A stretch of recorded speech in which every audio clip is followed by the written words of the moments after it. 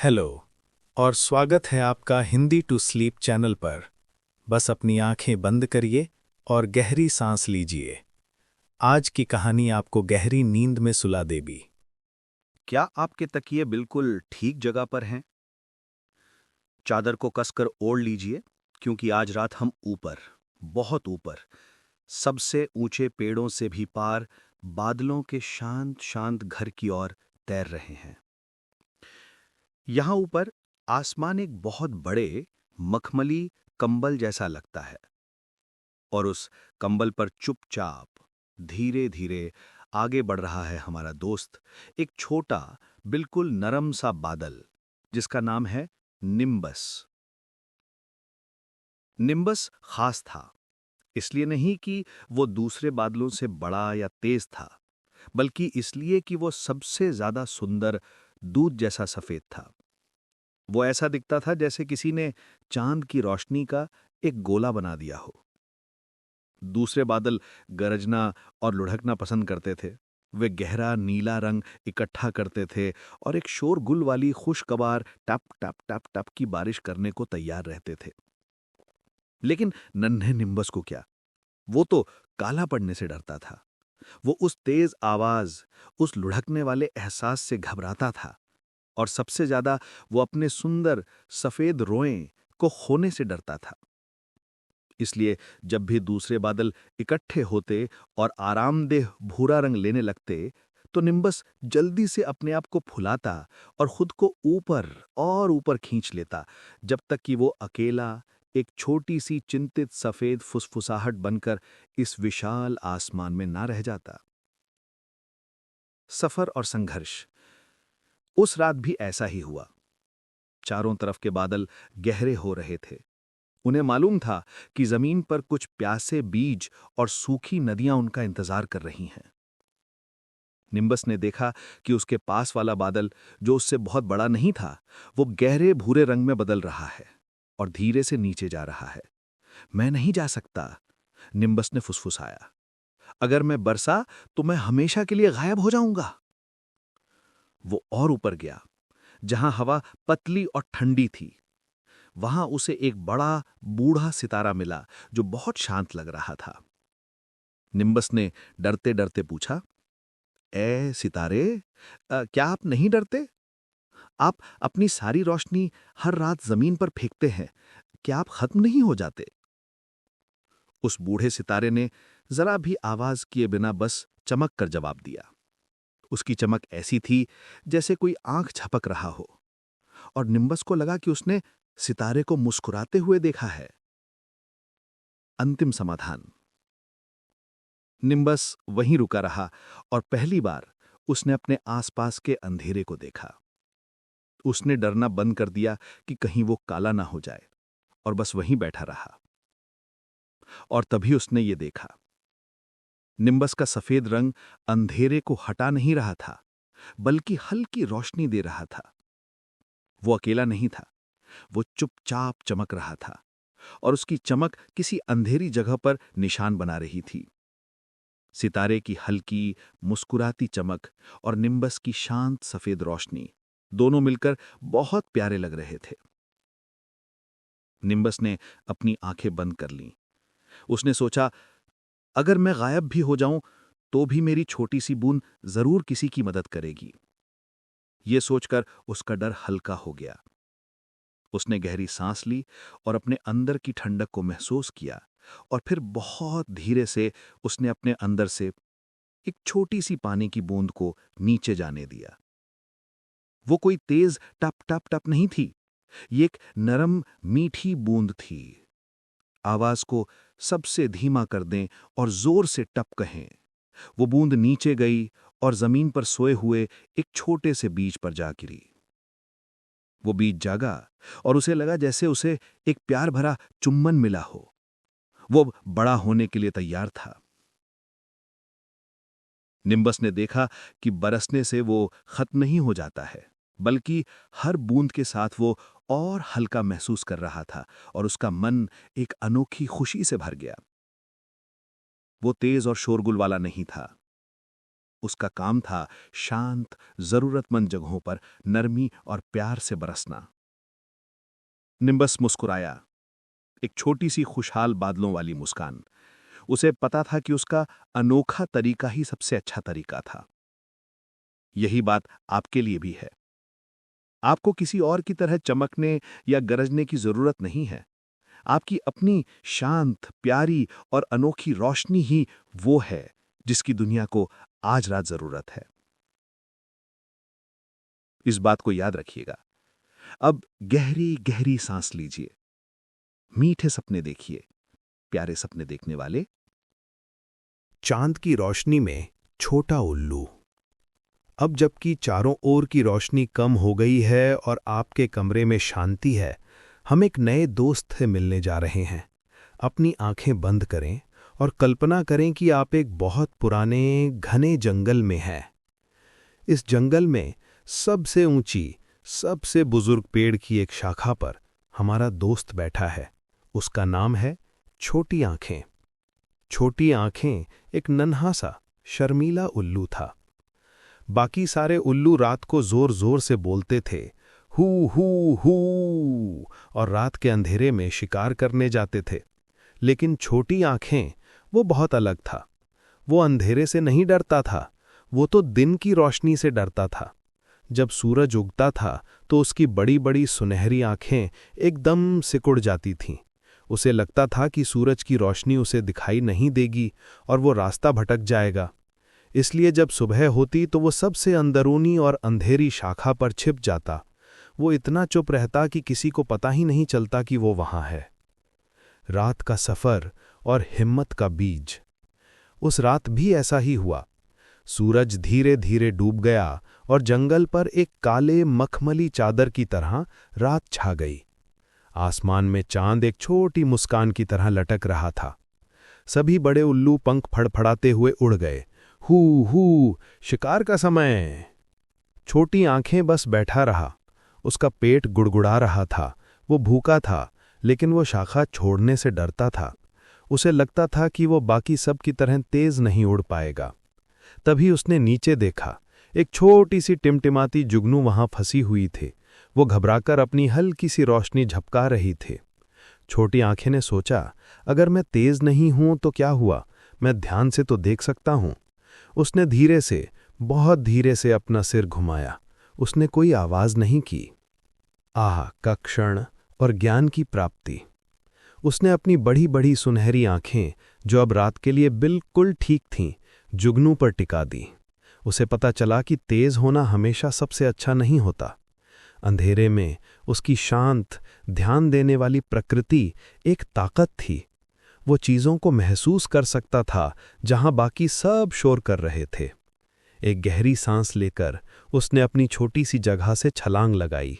वो कोई तेज तूफान नहीं था, बल्कि एक नरम और खामोश छाया की तरह उड़ा। शू। वो जमीन पर उतरा, जुगनू के पास। उसने जुगनू को देखा और धीरे से अपना पंजा बढ़ाया। जुगनू डर के मारे चमकना बंद कर दिया। छोटी आंखें ने आवाज नहीं की, बस प्यार से जुगनू को देखा, जैसे वो कह रहा हो, तुम सुरक्षित हो, मैं तुम्हें देख सकता हूं। जुगनू ने फिर से टिमटिमाना शुरू कर दिया। छोटी आंखें ने अपनी चोंच से उस पत्ते को तोड़ा जिसमें वो फंसी हुई थी और जुगनू को आजाद कर दिया। जुगनू खुशी से ऊपर उड़ी। शांतिपूर्ण समापन। छोटी आंखें वापस नहीं लौटा। उसने महसूस किया कि उसका डर अब टूट गया है। उसे पता चला कि अलग होना कोई बुरी बात नहीं है। उसे उड़ने की ताकत मिली, इसलिए नहीं कि वो बाकी उल्लुओं जैसा बन गया था, बल्कि इसलिए क्योंकि उसने खुद को समझा था। उसकी ताकत थी शांति में, सावधानी में और दूसरों को समझने में। वो रात भर धीरे धीरे उड़ता रहा, चांद की नरम रोशनी में। उसे पता था कि उसका काम तेज शिकार करना नहीं है, उसका काम है शांत रहकर देखना और नर्म दिल होना। यही बात आपके लिए भी है। आपको दुनिया में सबसे तेज या सबसे जोर से बोलने वाला नहीं होना है। आपकी शांति और आपका अपना तरीका, वही आपकी सबसे बड़ी ताकत है। उस शांति को थामे रखिए, अपनी आंखें बंद रखिए, गहरी सांस लें, मीठे सपने देखें प्यारे सपने देखने वाले। अपने कंबल में लहरों की तरह धीरे से हिलिए। अब कल्पना करें कि आप एक बहुत बड़े नीले सागर के बीचों बीच हैं। चारों ओर सिर्फ पानी की ठंडी मीठी फुसफुसाहट है और इस विशाल सागर में यहाँ है हमारी दोस्त, एक छोटी शरारती लहर। उसका नाम है बूंदकी। बूंदकी को तैरना पसंद था। वो बड़ी लहरों के साथ मस्ती करती और मछलियों के पीछे भागती। हर सुबह वो सूरज की पहली किरण को छूने की कोशिश करती थी। लेकिन जैसे जैसे दिन गुजरता, सभी लहरें एक ही दिशा में बहने लगती थीं, किनारे की ओर। किनारा वो जगह थी जहां लहरों का सफर खत्म हो जाता था, जहां वे एक जोरदार आवाज के साथ टूटती थीं और फिर रेत में गायब हो जाती थीं। बूंदकी को ये टूटने की आवाज अच्छी नहीं लगती थी। मुझे खत्म नहीं होना है, वो पानी के बुलबुले में फुसफुसाती। मुझे हमेशा तैरते रहना है, ना कि रेत में खो जाना। सफर और संघर्ष। तो जैसे ही सभी लहरें जोर से किनारे की ओर बढ़ने लगतीं, पानी के तेज बहाव की हल्की आवाज बनाए शू। बूंदकी पीछे हटने की कोशिश करती। वो एक बड़ी लहर के नीचे छिप जाती। वो मछलियों को सहारा देने का नाटक करती। वो बस किनारे तक पहुंचना नहीं चाहती थी, क्योंकि उसे लगता था कि उसका अस्तित्व वहीं खत्म हो जाएगा। लेकिन समुद्र की एक नियम है, लहरें हमेशा आगे बढ़ती हैं। आप चाहे कितनी भी कोशिश करें, किनारा पास आता जाता है। बूंदकी ने अपनी पूरी ताकत लगाई। वो रोने लगी और उसकी छोटी सी लहर की चोटी पर एक छोटा सा बुलबुला फूट गया। नहीं, मैं तैयार नहीं हूं, उसने आह भरी। जैसे ही वो किनारे के बिल्कुल पास पहुंची, उसने हार मान ली। उसने अपनी आंखें कसकर बंद कर लीं। उसने सोचा कि अब वो बस एक शोरगुल के साथ टूटेगी और सब खत्म हो जाएगा। लेकिन जब वो टूटी, जोरदार आवाज नहीं हुई, क्योंकि वो छोटी थी। उसकी आवाज एक नर्म मीठी शह की आवाज थी, सबसे हल्की शह की आवाज बनाए। और जब उसने अपनी आंखें खोलीं, तो उसने देखा कि वो खत्म नहीं हुई थी। वो रेत पर फैल गई थी, एक गर्म सुनहरी चमक के साथ। उसने महसूस किया कि वो टूटी नहीं थी, बल्कि वो बदल गई थी। उसका पानी रेत को भिगो रहा था, जिससे रेत ठंडी और ताज़ा महसूस हो रही थी। और रेत पर बैठी हुई एक छोटी सी लड़की के पैरों को उसने छुआ। लड़की हंसी और बूंदकी को लगा कि इस खुशी का एहसास तो तैरने से कहीं ज्यादा अच्छा है। उसने देखा कि उसके पानी की हर बूंद अब उस रेत के महल को सहारा दे रही थी, जिसे लड़की बना रही थी। वो समाप्त नहीं हुई थी, वो अब एक मददगार और आवश्यक हिस्सा बन गई थी। बूंदकी ने एक छोटी संतुष्ट लहर की सांस ली। अब वो एक छोटी लहर नहीं थी, वो अब सागर का प्यार थी जो किनारे पर पहुंचा था। उसने जाना कि बदलने का मतलब खत्म नहीं होता है। इसका मतलब होता है कि आप किसी और रूप में और भी बेहतर बन जाते हैं। आपका भी यही हाल है। आपको बदलने से डरना नहीं चाहिए। जब आप टूटते हैं तो आप खत्म नहीं होते। आप प्यार, साहस और दया की एक लहर बन जाते हैं, जो उस रेत को भिगोती है जिसे आपकी सबसे ज्यादा जरूरत है। इस विचार को अपने दिल में रखिए। धीरे से सांस लें। मीठे सपने देखें, मेरे प्यारे सपने देखने वाले। छोटी चिड़िया और उसका गीत। चलिए, अब हम अपने आरामदायक बिस्तर में एक छोटी उड़ान भरते हैं, सीधे सुबह की नर्म रोशनी की ओर। कल्पना कीजिए कि आप एक घनी झाड़ी के बीच में हैं, जहां ओस की बूंदें चमक रही हैं। वहां रहती है हमारी दोस्त, एक बहुत छोटी हल्की फुल्की चिड़िया। उसका नाम है फुसफुसी, क्योंकि वो कभी जोर से नहीं बोलती थी। फुसफुसी के बाकी सभी साथी, वे सुबह होते ही जोर जोर से गाना शुरू कर देते थे। उनके गाने मीठे, ऊंचे और खुशियों से भरे होते थे। एक ऊंची, मीठी लेकिन हल्की आवाज में गाना गुनगुनाए। लेकिन फुसफुसी, उसे भी गाना पसंद था, पर उसकी आवाज बहुत धीमी थी। जब वो गाने की कोशिश करती, तो बस एक छोटी सी फुसफुसाहट निकलती, जिसे कोई सुन नहीं पाता था। वो हर सुबह दुखी हो जाती। वो सोचती मेरा गाना काफी अच्छा नहीं है। मेरी आवाज बहुत छोटी है। अगर मैं गाऊंगी तो कोई हंस देगा या मेरी आवाज बड़े गानों में खो जाएगी। इसलिए वो चुपचाप बैठी रहती। अकेलापन और चाहत। एक दिन सभी पक्षी एक प्रतिस्पर्धा यानी कंपटीशन के लिए इकट्ठा हुए। उन्हें सबसे मीठा सुबह का गीत गाना था। फुसफुसी वहां झाड़ी की सबसे निचली शाखा पर बैठी थी। बड़े सुंदर पक्षी आए और उन्होंने अपनी पूरी ताकत से गाया। उनका गाना खुशहाल था, लेकिन थोड़ा तेज भी था। उनकी आवाज में बहुत शोर था। फुसफुसी को वहां बैठना अकेला लग रहा था। उसे गाना गाने की बहुत तीव्र इच्छा यानी इंटेंस डिजायर हो रही थी। उसका छोटा सा दिल कह रहा था, कोशिश करो, कोशिश करो। उसने अपनी छोटी सी चोंच खोली, उसने गहरी सांस ली और उसने अपने दिल में छिपा हुआ एक बहुत नर्म और कोमल गीत गाना शुरू किया। चमत्कारिक खोज। जैसा कि उसने सोचा था, उसका गाना बाकी सबके शोर में खो गया। किसी ने ध्यान नहीं दिया। फुसफुसी निराश होकर चुप हो गई। तभी पास में बैठी एक थकी हुई तितली उसके पास आई। वो तितली पूरी रात उड़कर आई थी और अब आराम करना चाहती थी, लेकिन आसपास के शोर के कारण वो सो नहीं पा रही थी। तितली फुसफुसी की ओर झुकी और उसने बहुत धीरे से कहा, धन्यवाद, तुम्हारा गीत बहुत शांत करने वाला है। फुसफुसी चौंक गई। तुम सुन सकती हो? तितली ने कहा, हाँ, बाकी सबका शोर मेरे कानों को दर्द दे रहा था, लेकिन तुम्हारा गाना वो मेरे लिए झूला बन गया। तुम्हारी धीमी आवाज खास है। ये उन लोगों के लिए है जिन्हें शांति चाहिए। फुसफुसी को अचानक समझ आया, उसका गाना जोरदार या दिखावटी नहीं था। उसका गाना शांत और सुकून देने वाला था। ये उन लोगों के लिए था जो थके हुए थे और जिन्हें आराम की जरूरत थी। उस दिन के बाद फुसफुसी ने शर्माना छोड़ दिया। उसने अब तेज गाना गाने की कोशिश नहीं की।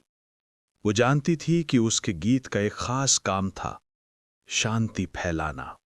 जब भी कोई छोटा कीड़ा या थका हुआ फूल या कोई और शांत दोस्त उसे सुनता तो वो खुशी से गुनगुनाती।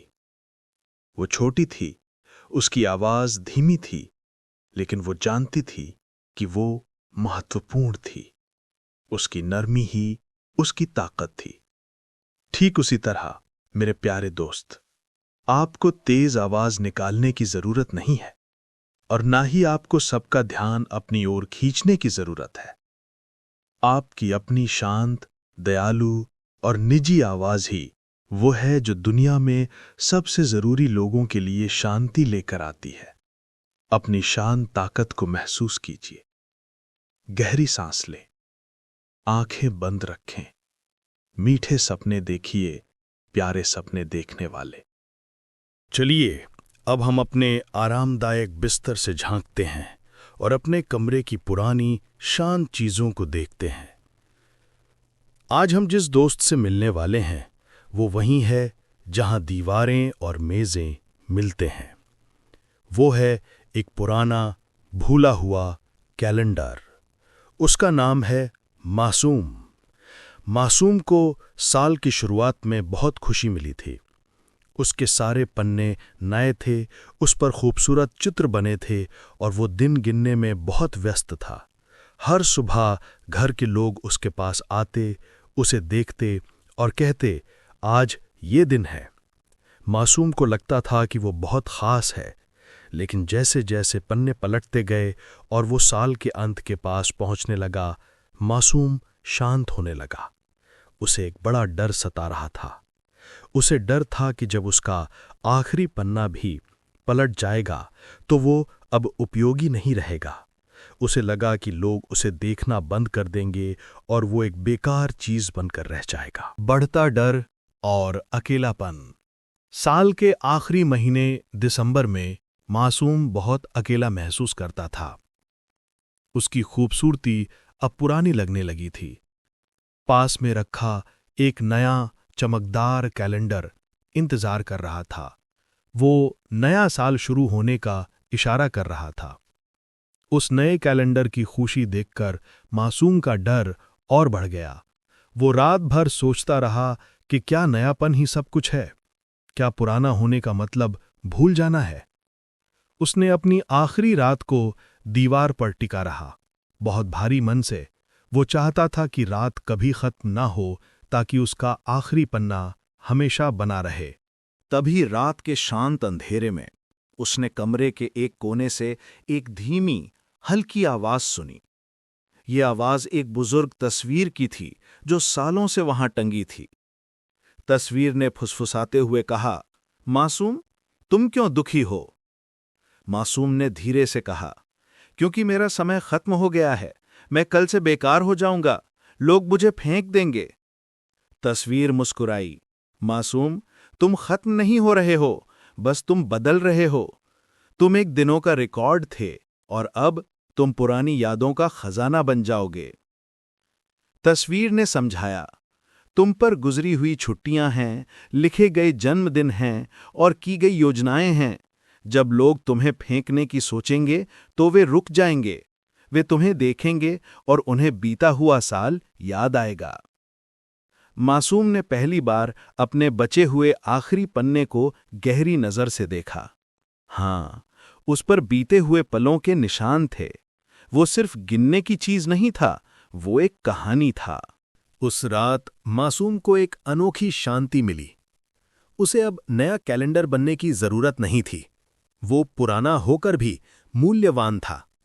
उसे पता चला कि समय गुजरने से कीमत कम नहीं होती, बल्कि बीता हुआ समय आपको और भी अद्वितीय और भी प्यारा बना देता है, क्योंकि आप यादें संजोते हैं।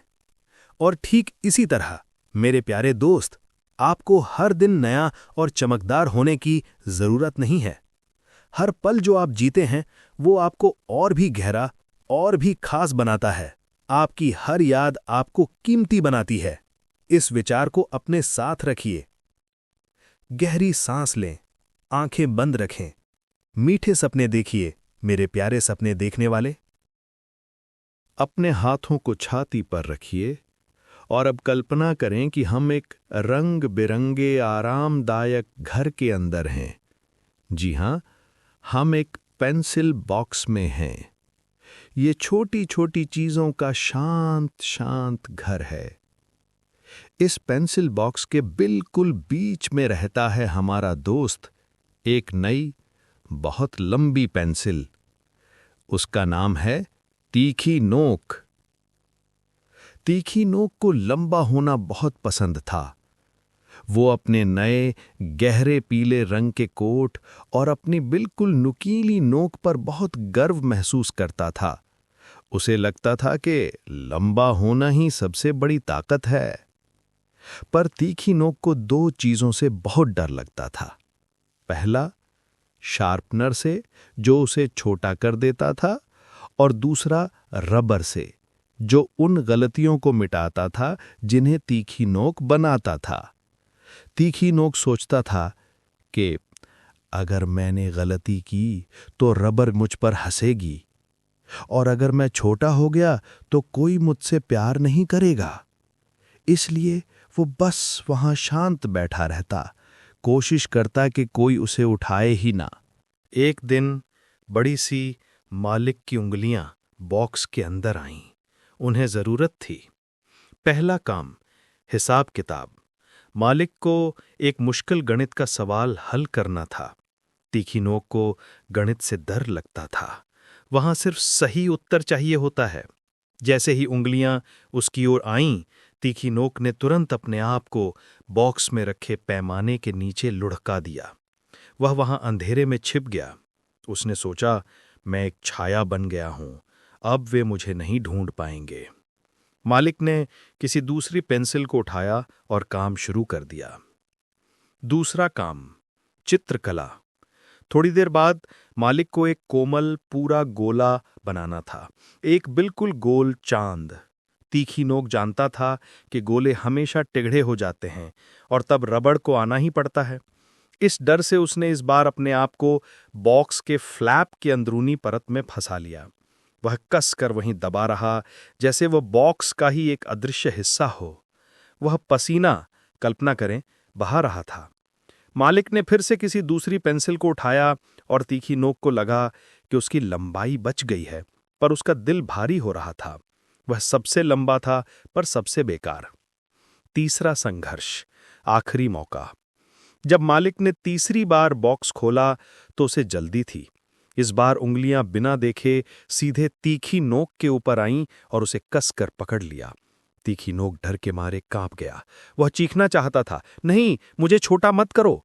जब वह कागज के पास पहुंच रहा था तो उसने जानबूझकर अपने आप को झटका दिया।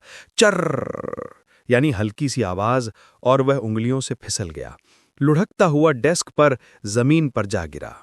तीखी नोक फर्श पर लुढ़कते हुए अंत में कागज के किनारे पर जाकर रुका। वो थका हुआ था पर सुरक्षित था। कम से कम वो छोटा होने से बच गया था। पर जब वो कागज से टकराया तो उसकी तेज नोक से कागज पर एक अनजाने में छोटी सी काली लकीर, टाइनी ब्लैक मार्क बन गई। एक गलती, बिना कोशिश किए भी उसने गलती कर दी। मालिक ने उस छोटी सी गलती को देखा।